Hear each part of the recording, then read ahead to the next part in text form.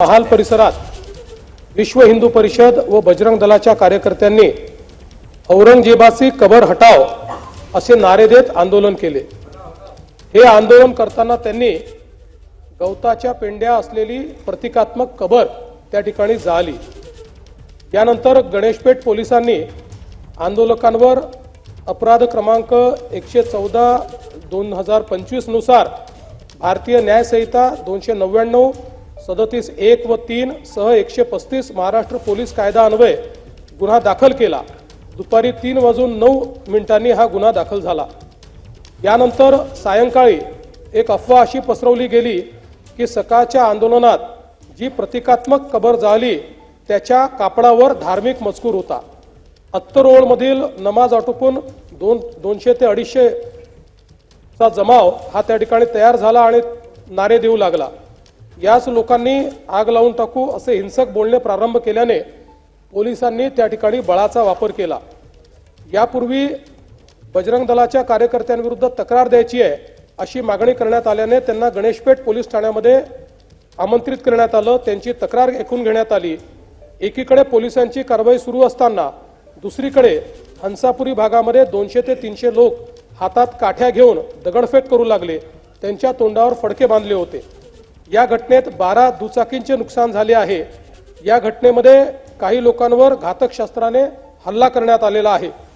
तिसरी घटना भालदारपुरा भागात सायंकाळी 7:30 वाजता झाली।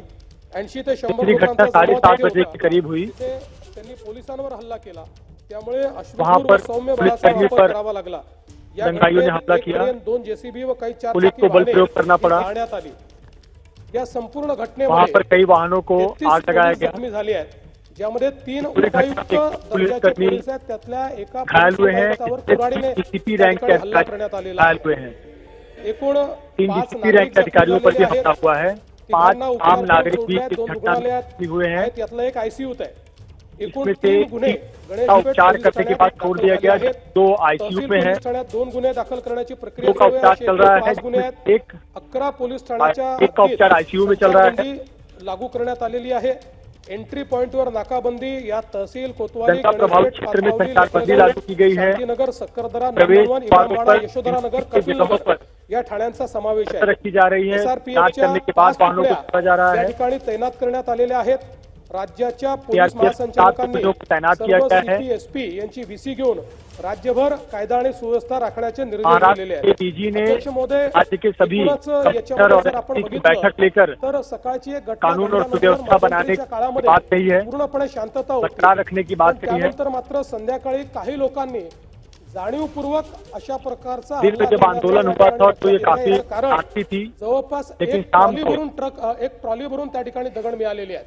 शाम को कुछ लोगों ने इसे हिंसक रूप दिया और एक ट्रॉली भरकर जमा करून ठेवलेले दगड हे आपल्याला पाहायला मिळाले। शस्त्र से देखील मोठ्या प्रमाणात त्या ठिकाणी होते। ते शस्त्र जप्त करण्यात आलेले वाहनांची दंगाई वहां पर पहुंचे हुए थे झालेली आहे आणि ठरवून काही ठराविक घरांना काही ठराविक स्थापनांना त्या ठिकाणी लक्ष्य करण्यात आलेला आहे। चुन चुन के घरों और दुकानों को निशाना बनाया गया। झालेले आहेत आणि डीसीपी रैंक के अधिकारी इस घटना में घायल हुए हैं। तर थेट कुऱ्हाडी विवाद हा त्या ठिकाणी करण्यात एक आलेला व्यक्ति पर कुल्हाड़ी से हमला हुआ है। याच्यामध्ये काही ना काही एक प्रकारे काही लोकांचा सुनियोजित पॅटर्न हा देखील त्या ठिकाणी दिसतो आहे। कुछ लोगों का अशा लोकांना सुनियोजित तरीके से किया गया ये कारवाई ही केलीच जाईल। कुठल्याही परिस्थितीमध्ये कायदा आणि सुव्यवस्था हाती घेण्याची कोणालाही परवानगी या ठिकाणी देण्यात येणार नाही। आणि मी एक गोष्ट स्पष्टपणे सांगतो, पोलिसांवर ज्यांनी हल्ला केला असेल त्यांना काय झालं तरी सोडलं जाणार नाही। पोलिसांवरचा हल्ला सहन केला जाणार नाही।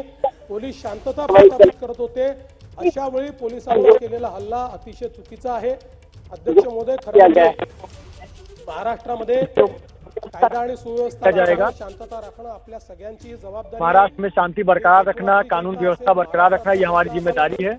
या सर्व जनतेला ही विनंती करू इच्छितो की महाराष्ट्र की सभी जनता को मैं विनंती करता हूं कि सभी समाज के धार्मिक त्योहार इस समय चल रहे हैं।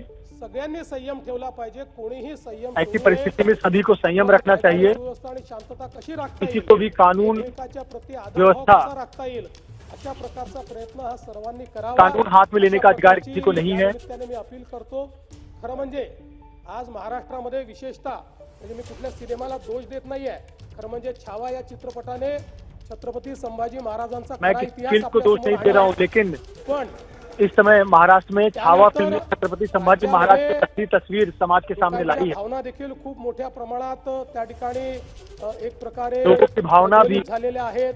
प्रज्वलित हुई है। राग आहे, औरंगजेब तो के रागही मामले में मोठ्या प्रमाणात औरंगजेब को लेकर जो बाहेर गुस्सा है या सगळ्या वो गोष्टी भी सामने आ रहा है। तरी मला असं वाटतं की महाराष्ट्रात कायदा आणि सुव्यवस्था राखणं ये अत्यंत चीजें भी सामने महत्त्वाचं है, आहे. लेकिन त्यामुळे सर्वांनी संयम बाळगला पाहिजे. महाराष्ट्र एक प्रगतिशील राज्य आहे. या राज्यामध्ये मोठ्या प्रमाणात इन्व्हेस्टमेंट येत आहे. या ठिकाणची कायदा सुव्यवस्था, इथली सगळी जी काही सामाजिक घडी आहे ही जर योग्य प्रकारे राहिली तर मला असं वाटतं की आज ज्या प्रगतीकडे आपण चाललोय बेहतर त्या स्थिति दिशेने हमें जाण्यास रहनी आपल्याला चाहिए। अधिक मदत होईल. आणि म्हणून निश्चितपणे कायदा आणि सुव्यवस्था राखण्याकरता, शांतता राखण्याकरता मी आव्हान करतो. आणि त्यासोबत कानून व्यवस्था ही देखील बरकरार चेतावणी रखे, देतो शांति की बरकरार। कोणीही या ठिकाणी जर